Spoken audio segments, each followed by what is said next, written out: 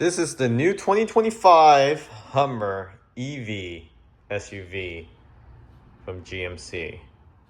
So yes, it does come with a key fob, but this thing is crazy. Why? And it's not why like the Tesla Cybertruck, but it's just crazy why. It's shorter than the Cybertruck by about 17 inches, but it's wider than the Cybertruck by about 11 or so inches. It does come with running boards as standard. So that's a standard option for the actual EV Hummer, SUV, or the truck itself. So it's pretty crazy how wide this thing is. And it does have all-wheel drive and rear-wheel steer as well. It actually steers more than the Cybertruck. So the turning radius on this Hummer is as good as a Honda Civic. Much better than the Cybertruck, but the Cybertruck itself is pretty good as well. So we'll talk about the feature that comes with this actual vehicle. So you get a lot of things standard. You get a removable roof, so it becomes a convertible, and this is a hard top, by the way. And you get painted mirror covers. This also has an indicator behind here, I believe. And it comes with a front, a small mud guard. Nothing on the rear, so you gotta get that yourself. It has the J1772 with the fast charge, and you can charge a Tesla supercharger. So GM partnered with Tesla now to make this vehicle compatible. It's very easy to charge, and we have a separate video on how we were able to charge this as a supercharger. It's not come out, plug and play. You do have to connect an adapter. So there's two steps to it. You connect the adapter, plug it in, and then on the Tesla app, you activate the charge non-Tesla EV, select the terminal that you're on, like A1, A2, A3, and then hit start. So two-step. Adapter, go in the app, hit start, and it charged within 10 seconds.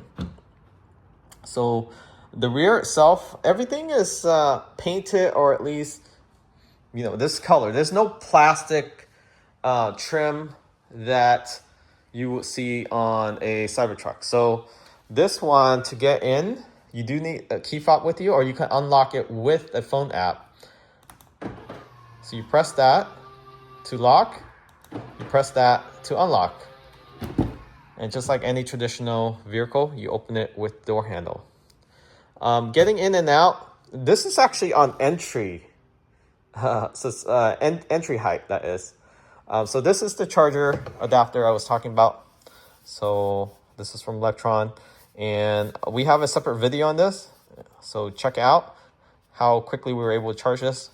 This feels very sturdy. Essentially, you press down on the bottom here, plug in the North America charging standard connector from the supercharger, and then you plug this in. Very easy. So very seamless. And they also partner with EVgo charge point, where you just go and plug it in. It recognizes your vehicle and it's just charged. It charges to your credit card. So also very seamless. So they try to make it easy. So GM's been pretty neutral with partnering with other EV charging stations. So you have a wide range of network. The only thing with the supercharger, you don't have to go to the Magic Box supercharger. You can go to any supercharger as long as it's not the urban supercharger. It cannot charge at the urban supercharger, which Tesla stopped building those. They start building the V4, V3. So urban supercharger, you can't charge there at least with the current partnership right now. Maybe in the future they might allow it. I'm not sure how they're going to do it, because you manually have to activate that specific charging terminal.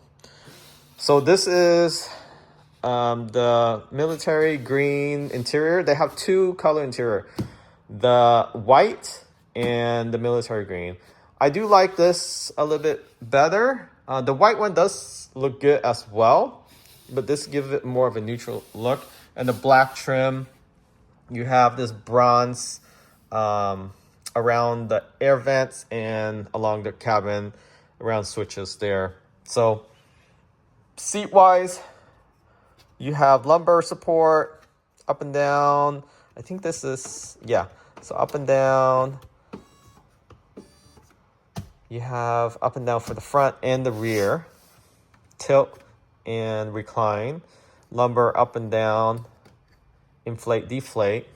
So that's 1, 2, 3, 4, 5, 6, 7, 8, 9, 10.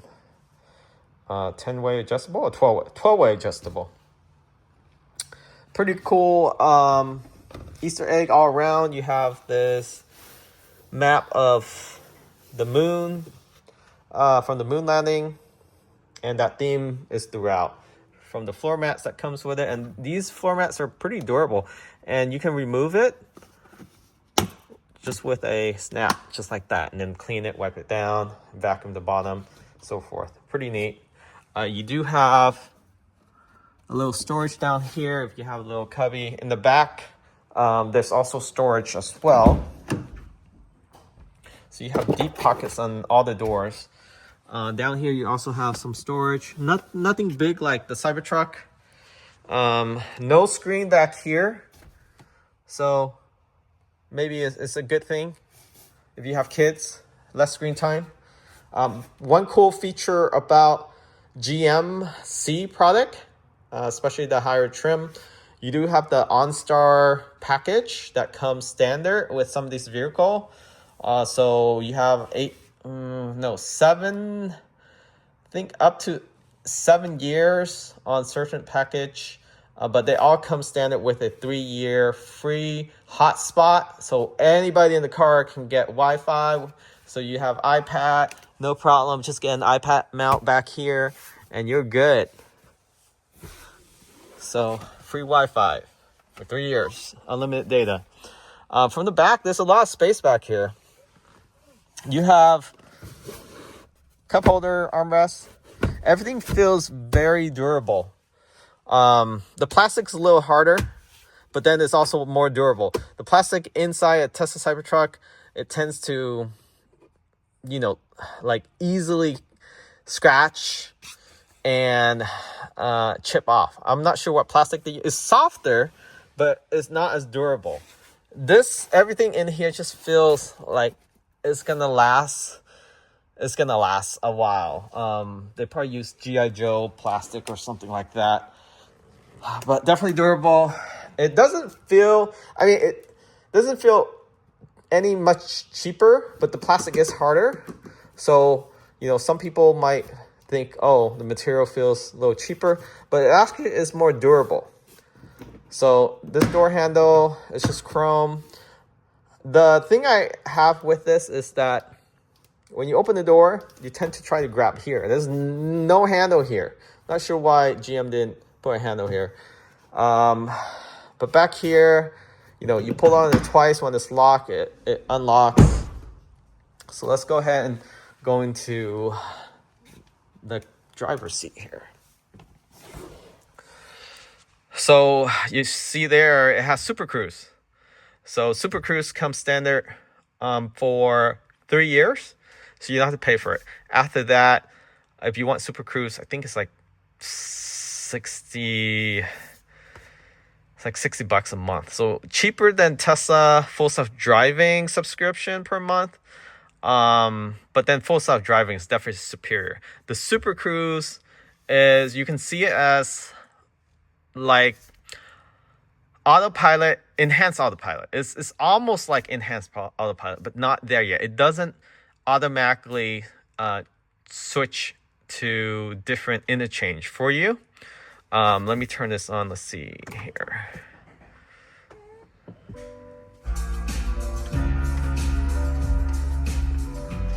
All right. So you can see there the Super Cruise. When the light is green, that means it's on, but it was just rebooting. When it's red, that means you're not paying attention.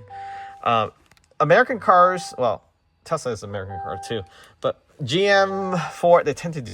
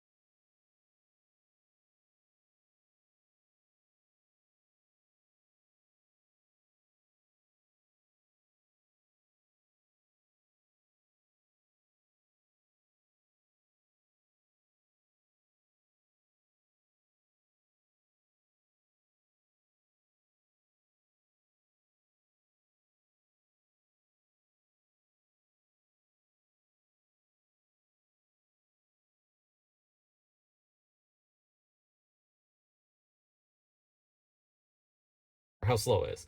Compared to Tesla's like 10 times faster. The user interface is way better. Um, so you can see, let me see, I'm in guess right now. But you can just see when I'm toggling on any of these.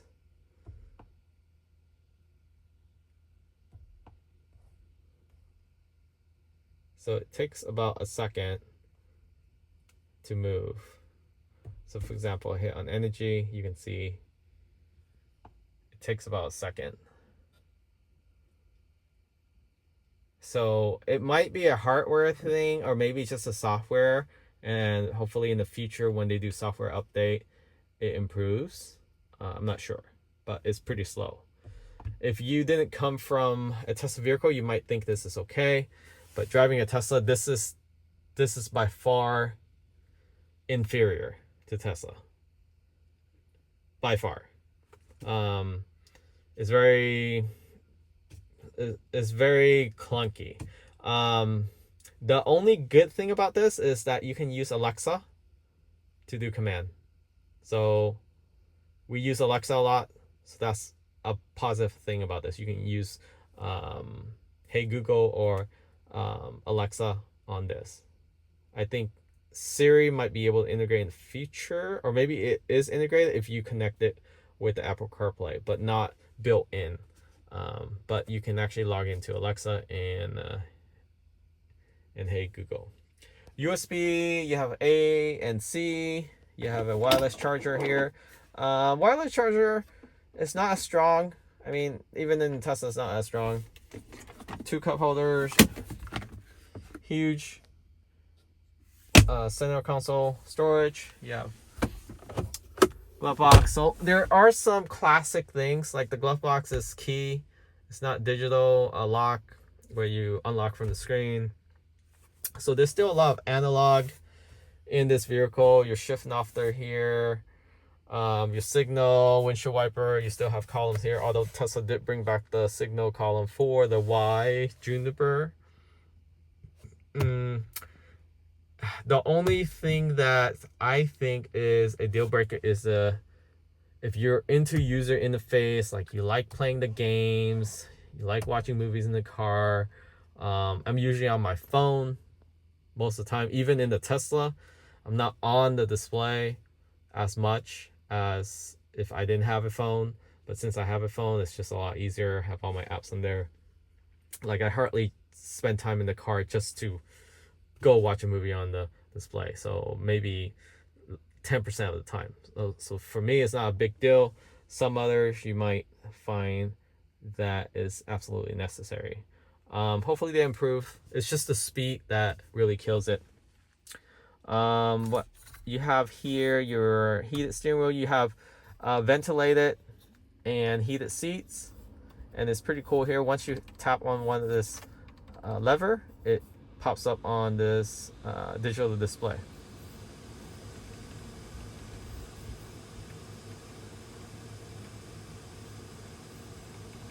So ventilated and heated seats for the front, and the rear is just heated seat. You can see there all your climate control down here.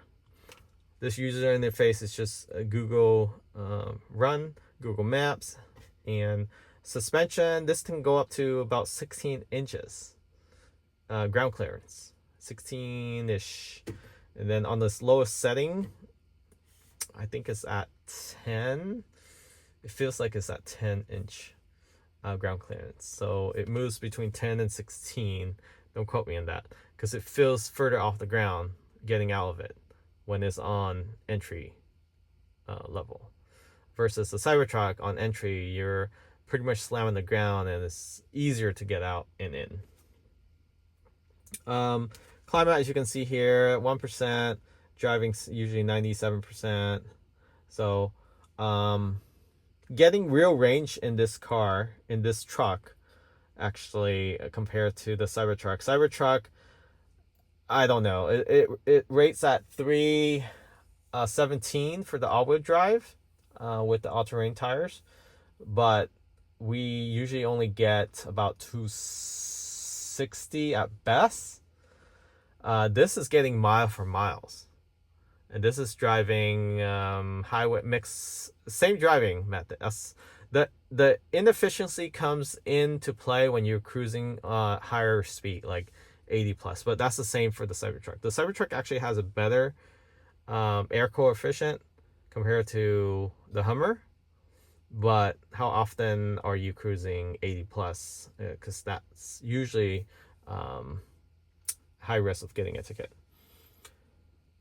Otherwise, is not as efficient as the Cybertruck in terms of watt per mile, because this has a 200 kilowatt battery, usable, 212 I think, and it gets 300. It states 320. I'm actually getting 300 20 plus miles. I think the EPA rated at like 312 or something like that. But real miles wise, you can see there, even 260 miles, and that's at 60 something percent, 69%, I believe. So just do the math. Like, it's getting better rating than what it is rated for. So that's another thing. I think it's just because of how unaerodynamic it is. They just went conservative with that, but it doesn't get windy too often here, and it doesn't get too cold, so it's been doing really well. It's very heavy vehicle, but the suspension works pretty well. It's not as fast as a Cybertruck when it goes up and down. It takes about, like 30 seconds or so, versus Cybertruck, you can slam it down within 15 seconds, so about half the time.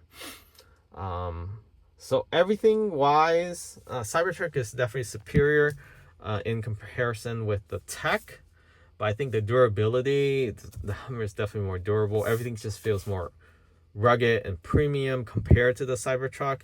There's a lot more buttons than I'm used to, because in a Tesla there's literally no buttons. Like, you have 2 scroll wheels on your steering wheel, and that's pretty much it.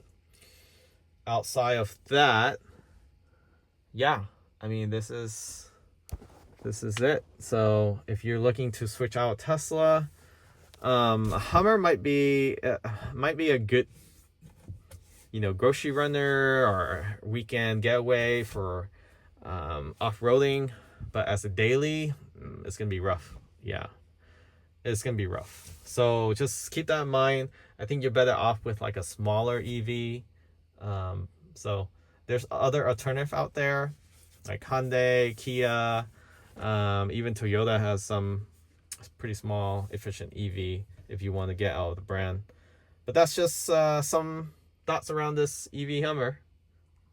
It's a pretty cool EV SUV to have. It has lots of space, plenty of room for 5 passenger, lots of space in the trunk and the front. Actually, the front is probably more user friendly because it's lower. And outside of that, yeah, we'll do more videos and content with this EV Hummer in the coming weeks, so stay tuned. And we'll talk about other techs like this knob here that change the driving mode from off-road to terrain to tow haul, back to normal, and then your own mode. Pretty cool graphics there. For whatever reason, this is a lot faster graphics than when I'm trying to navigate between GPS. So I usually have it on my mode because I like it to lower itself upon parking. Another thing with this, non-Tesla, is that you do have to shut it down. It doesn't automatically shut down, and it doesn't automatically lock itself. So that's another thing that you have to get used to. So you just have to press this to lock it, or use your key fob or the phone. Catch you on next time. Remember to subscribe.